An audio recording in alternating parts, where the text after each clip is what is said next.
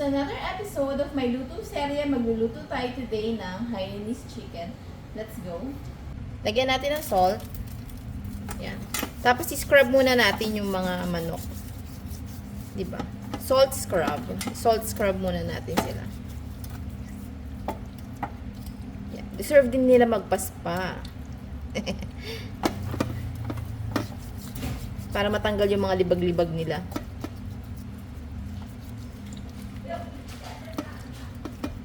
And then, banlawan nating maigi. Nahugasan na nating mabuti yung leg quarter. Gupitin naman natin tong fats at saka yung wet packs ng manok.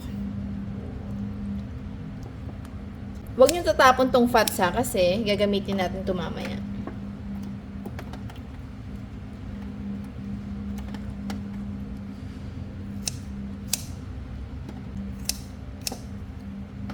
And then, ipat dry natin.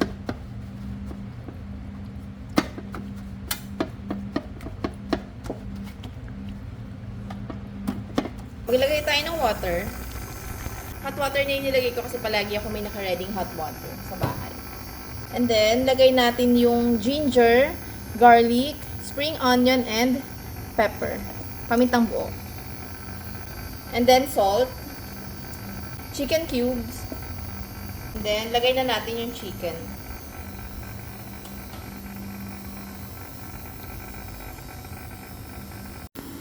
Pakuluan muna natin siya, pero babalik na rin natin siya maya-maya ng konti. Balik na rin natin yung chicken.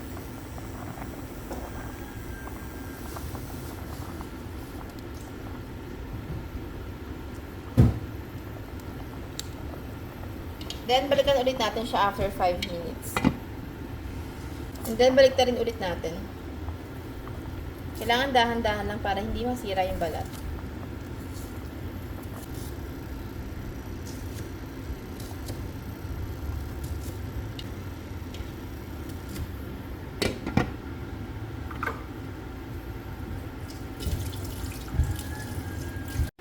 So, luto na yung chicken natin. Patayin na natin yung kalan tapos hanguin na natin.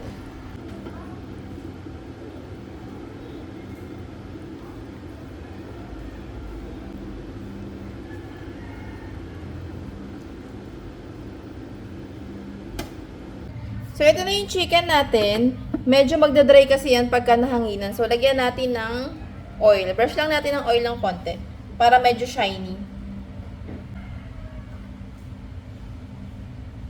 And then, iset aside muna natin. Drain natin yung chicken broth. Kasi gagamitin natin yung sabaw. Set aside. And then rice, hugasan muna natin. Cooking oil.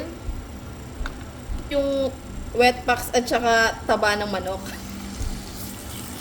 Gigisa lang natin siya, tapos palalabasin natin yung flavor ng mga taba. Kapag medyo nag-brown na yung mga fats ng manok, pwede na natin tanggalin. And then, igisa na natin yung bawang at saka luya. Hindi kailangan brown yung luya at saka bawang. And then, lagay na natin yung rice.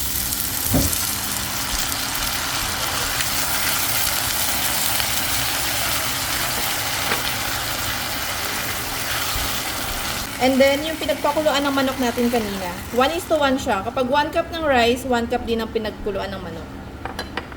Lagyan na natin ng konting salt. And then, takpan at lutuin ng low heat lang. Luto na yung rice natin. Iset aside muna natin. Gagawa muna tayo ng sauce. Painit tayo ng sesame oil. At canola oil. Kapag mainit na yung mantika, ilagay natin sa spring onion and luya.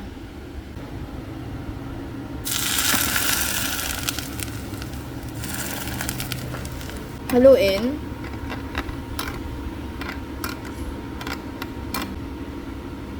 Set aside.